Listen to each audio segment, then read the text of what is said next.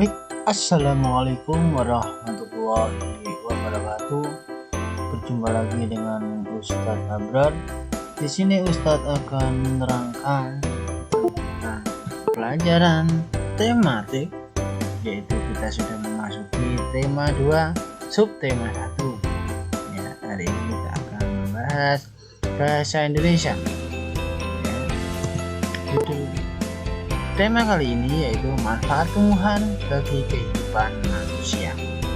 Oke.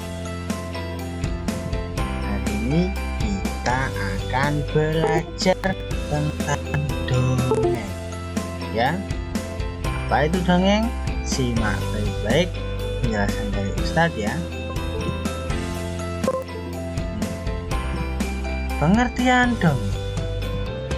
Dongeng adalah cerita khayalan yang tidak benar-benar terjadi di dunia nyata. Jadi dongeng itu cerita khayalan.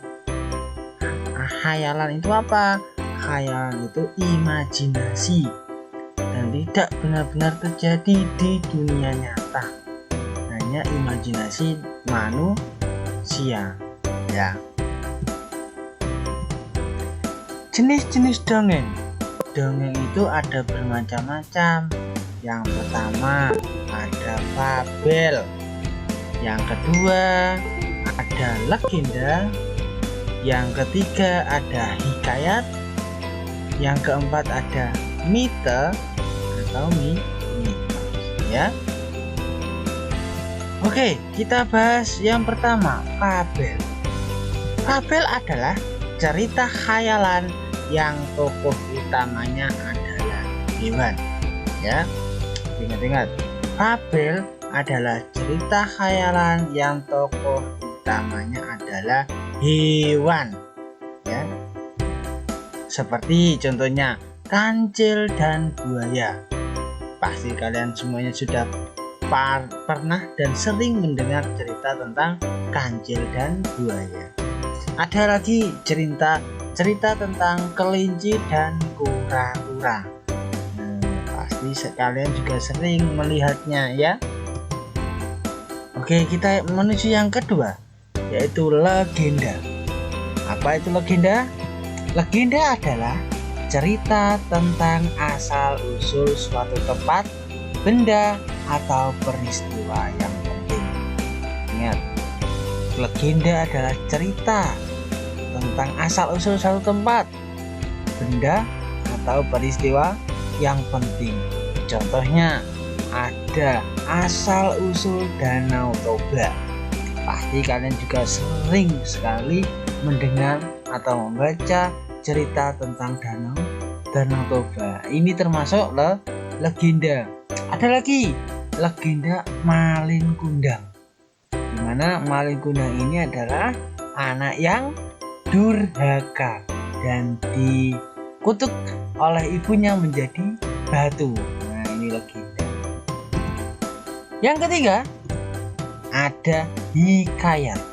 Apa itu hikayat? Hikayat adalah cerita tentang pangeran, putri, pahlawan, raja, ratu, atau orang yang bijak yang berhubungan dengan istana. Jadi hikayat itu menceritakan tentang suasana di suatu kerajaan. Entah itu menceritakan tentang pangeran, putri, pahlawan, raja, ratu, dan orang yang bijak yang berada di lingkungan istana. Menceritakan tentang kerajaan. Contohnya ada hikayat Putri Hijau. Nah, ini menceritakan tentang seorang putri dari sang raja. Yang kedua, hikayat Saijan dan Ikan Todak.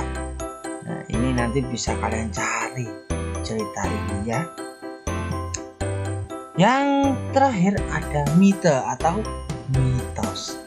Coba, mite atau sering disebut dengan mitos adalah cerita tentang kesaktian, hal ajaib dan suci, atau hal yang berhubungan dengan dewa atau khayalan. Jadi mite atau mitos itu cerita tentang suatu kesaktian atau hal yang ajaib dan suci. atau hal-hal yang berhubungan dengan dewa, Tuhan dan kayangan. Contohnya apa? Contohnya Nyi Roro Kidul. Nyi Roro Kidul ini adalah mitos. Yang kedua ada Kembang Wijaya Kusuma. Nah, ini menceritakan juga tentang dua pasangan suami dan istri. Ya, ini mitos. Ya. Oke, kita ke unsur intrinsik dari dongeng. Apa itu unsur intrinsik? Untuk unsur intrinsik adalah unsur yang mendukung suatu dongeng itu biar ceritanya berjalan. Apa saja unsur intrinsiknya? Yang pertama ada tokoh, yang kedua ada latar, yang ketiga ada watak, yang keempat ada alur, dan yang kelima ada amanat atau pesan. Oke, kita bahas satu persatu. Tokoh, bukan toko ya. Tokoh adalah pelaku yang terdapat dalam dongeng. Nah, tokoh itu dapat berwujud tumbuhan, hewan, manusia, bulan, bintang, dan sebagainya. Pokoknya tokoh itu pelaku dari suatu cerita yang ada dalam dongeng. Ya. Oke, yang selanjutnya ada latar. Latar itu apa? Latar adalah tempat, waktu, atau suasana dalam dongeng. Ya, latar itu ada 3. Latar tempat, latar waktu, dan latar suasana. Contoh dari latar tempat ada hutan, rumah, sekolah, dan sebagainya. Pokoknya yang berhubungan dengan tempat itu dinamakan latar tempat. Sedangkan contoh latar waktu ada pagi, siang, malam, dan nanti juga bisa ada jam dan lain sebagainya yang berhubungan dengan waktu.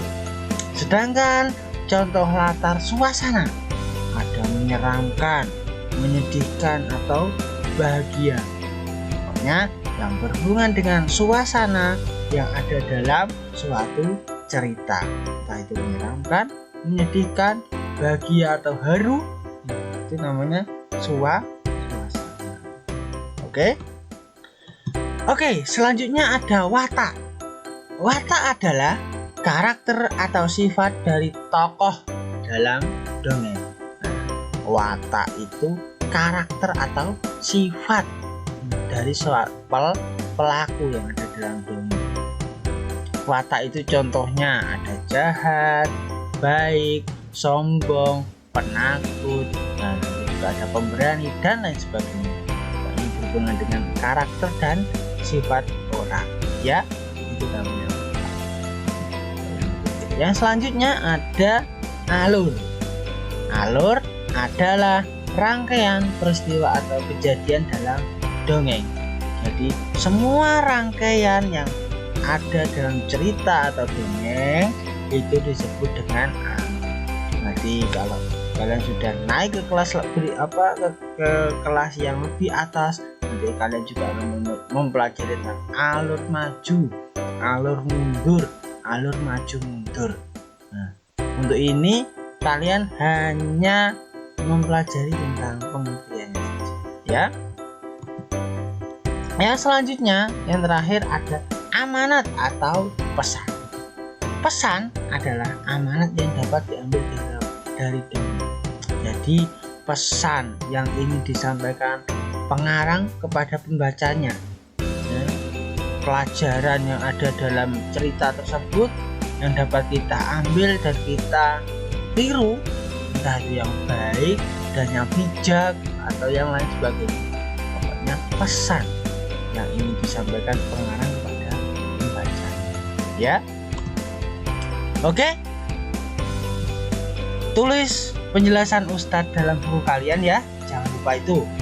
Tulis penjelasan Ustadz dalam buku kalian, jangan sampai ketinggalan ya. Oke, cukup sekian dari Ustadz, semoga bermanfaat. Apabila Ustadz dalam penyampaiannya kurang bagus, dan kurang kalian pahami, nanti bisa tanyakan ke Ustadz, entah itu melalui Japri atau melalui video call atau telepon. Oke? Cukup sekian. Wassalamualaikum warahmatullahi wabarakatuh.